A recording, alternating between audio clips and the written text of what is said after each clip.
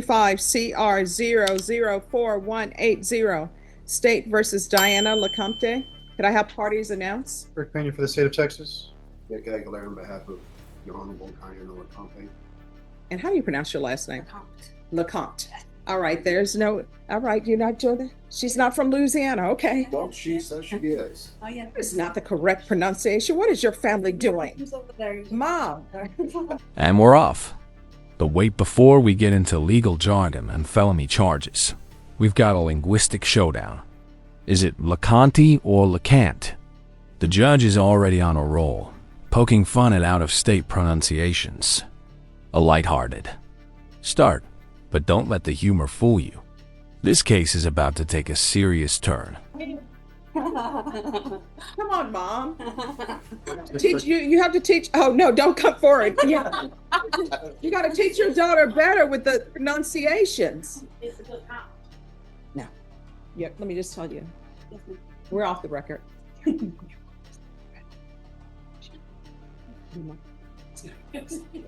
How should I pronounce it from now on? Put that accent over that E. All right, so we're back on the record. Counsel, have you received all the discovery in this case? Yes, Your Honor. And did you review it with your client? Yes, Judge. Court will find that the state is in compliance with discovery. And is there an application in this case? Yes, Your Honor. This should be up there. I found it in my notes. All right. Did you review the application for deferred adjudication or community supervision with your attorney? Did you understand it and sign it? Yes. Did you review the true bill of indictment with your attorney? Did you understand it? Yes. Counsel, do you waive the reading of the indictment? Yes, Your Honor. State you're proceeding on the indictment as presented, correct? Yes, Your Honor. All right. Did you review the court admonishments with your attorney? Did you understand it and sign it in all the appropriate places? Did you understand you're charged with possession of a controlled substance, penalty group 1 gram to 4 grams as a third-degree felony? Range of punishment is anywhere from 2 to 10 years in prison and up to a $10,000 fine. If you have a plea bargain agreement with, why are you putting citizenship Louisiana on this paper? I always do that, Judge, just so the judge knows I asked. Always put this is in state. Okay, all right. When you see that, you'll see it on all my. I always make a note there so they know I asked. Oh, okay. I was like, are you just doing that? Another country. Lafayette. Lafayette. Okay. Okay, pause for impact. The charge? Possession of a controlled substance, penalty group 1. That's Texas law speak for some of the most serious narcotics like meth or cocaine. And it's a third-degree felony translation. 2 to 10 years behind bars and a fine that could total a car. But notice something? We're headed toward a plea deal, not a full-blown trial. Stay tuned. Okay. You know where that's at. All right. Did you understand by entering this plea, the court does not have to follow your plea bargain agreement if for any reason the court doesn't follow your plea and gives you more than you bargained for? The fact that you entered a plea will not be used against you and you will be allowed to withdraw your plea. Did you understand? Yes. You have a right to jury trial, a right for you or your attorney to cross-examine and confront any witnesses the state would call, and the right to remain silent. By entering this plea, you are giving up those rights. Did you intend to give up those rights and enter into a plea in this case? Did you understand if the court were to grant your application for deferred adjudication, if for any reason your deferred adjudication were revoked, the court could find you guilty and sentence you up to 10 years in the prison and up to a $10,000 fine? Yes, sir. Counsel, has your client been able to provide you with any defenses? Yes, Judge. Do you believe she has a rational as well as a factual understanding of the charges against her? Very much so, yes. Do you believe she's currently competent and is legally sane at the time of the offense? Yes, Judge. Has anyone threatened you, coerced you, or placed you in fear to get you to enter this plea? No. Anyone promised you anything other than the plea? No. Are you satisfied with the way you've been represented? Yes. Are you a U.S. citizen? Yes. Court will find that defendant has knowingly and voluntarily waived her rights to jury trial. Did you review the plea bargain page with your attorney? Did you Now this part is crucial. Deferred adjudication. It's like a legal purgatory. No final conviction yet, but if the defendant slips up, the court can slam the gavel and impose the full sentence. Think of it as a second chance, with a ticking clock. Sound fair or risky? You decide. understand it? I guess. Okay. According to the plea, punishment is to be assessed at a $2,000 fine. The state is recommending deferred adjudication, and there's to be restitution for drug testing. Did you understand that to be the plea? Maybe. I'm sure. Oh, well, let me go over it. So, according to your plea bargain agreement, there's a $2,000 fine. Yes. The state is recommending that you be placed on a form of probation that's called deferred adjudication. Did you understand that? Yes. And they're asking for restitution, and the restitution is supposed to be for the drug testing. Do you understand? Yes. They don't have an amount for the drug testing because it's not in the police report how much it costs to test the drugs. Do you understand that to be your plea? Yes. Defense, is that the plea? Yes, Judge. State, is that the plea? It is, Your Honor. Did you review the waiver of appeal paragraph with your attorney? Did you understand it and sign it in both places? Yes. Did you understand by signing that you're waiving your right to appeal? The only items that can be appealed are written pretrial motions that have been filed, heard, and ruled upon by the court. Did you understand? Counsel, were there any such motions? No, Your Honor. Outside the agreement, the state is recommending that your deferred adjudication be for a term of 4 years. There be a TAP evaluation and 150 hours of community service restitution. Did you understand that was a recommendation from the state and the court does not have to follow those recommendations? Then to the offenses charged, how do you plead? Guilty, not guilty, or no contest? State, any evidence? Yes, Your Honor. At this time, State offers into evidence, State Exhibit 1 with all attachments. All right, state, you may be excused. Thank you, Your Honor. Judge, we have no. Did you review the waiver and stipulations with your attorney? Did you understand it and sign it in all the appropriate places? Again, did you understand you have a right to jury trial, a right for you or your attorney to cross-examine and confront any witnesses the state would call in the right to remain silent?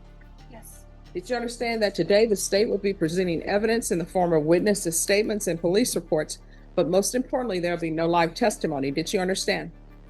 Court will find that defendant has knowingly and voluntarily waived and consented to stipulation of testimony and stipulations. Court will accept into evidence.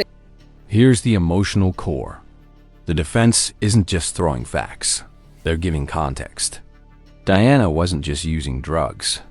She was trying to survive a toxic relationship. This is where courtroom law meets raw human pain.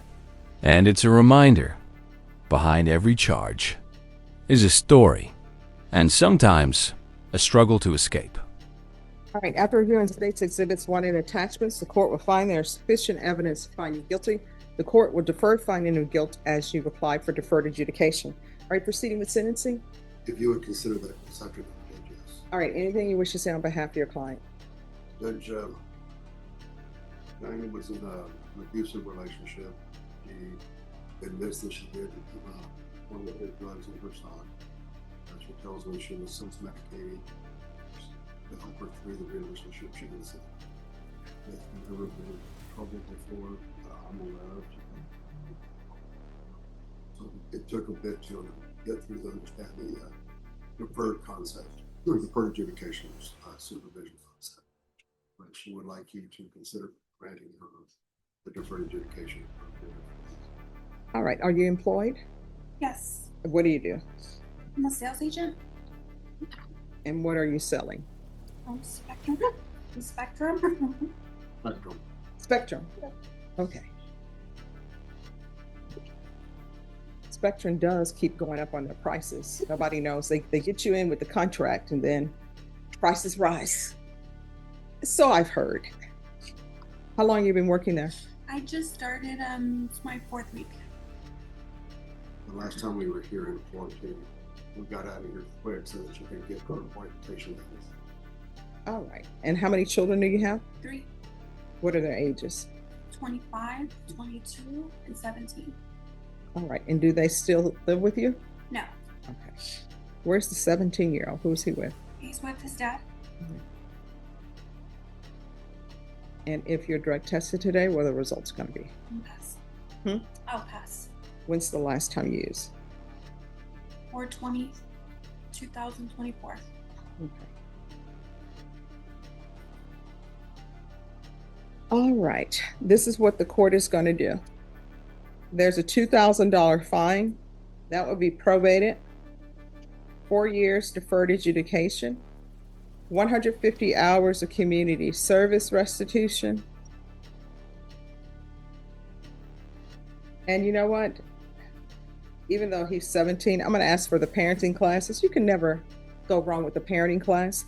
Once you complete complete the parenting classes, the 150 hours of community service restitution will be deemed satisfied.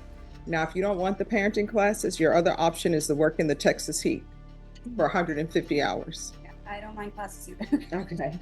So there has to be regular reporting by Zoom or in person, regular random UAs, proof of employment with Now this is justice with a twist. Parenting classes instead of sweating it out in 100-degree Texas heat? The judge is offering rehabilitation, not retribution. It's smart sentencing, and it tells us this courtroom isn't just about punishment.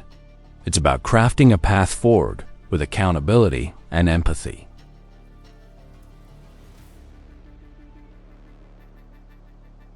There'll be field visits one time per month for 4 months. TAP evaluation, out of custody, follow TAP recommendations. If TAP recommends inpatient treatment, we can start with intensive outpatient treatment.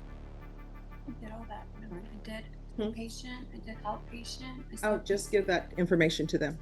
Okay. But what the TAP evaluation is, it's just some questions you need to answer and they'll make a decision. They may say you don't need anything. All right. All right. Probation, is there anything else? Is there anything else you need from the court in order to be successful? Just a question, if I can take the UA today, that way I don't have to miss tomorrow too. Sure, you can take a UA today. All right. Anything else?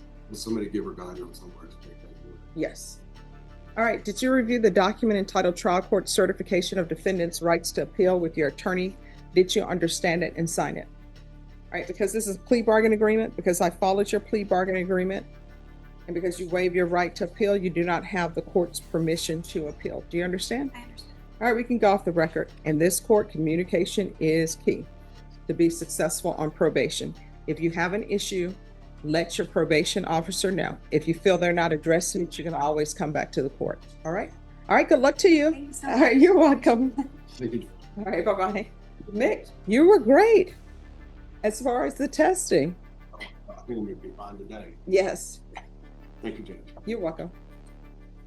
So what was the proper pronunciation? Let me just tell you.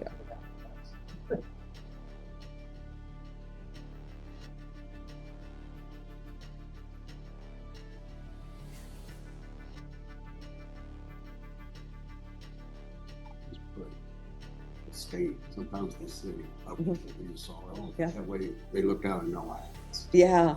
Because let me just tell you, that is always, that's the first time I've seen that. So that's why I was like, LA, what? We put it there just so that they can look to say, okay, you talk about it. Mm-hmm. Thank you, Judge. All right. Thanks. Have a good one. Yes. I don't know. I'll have to look and see. Yeah. Just give me a moment.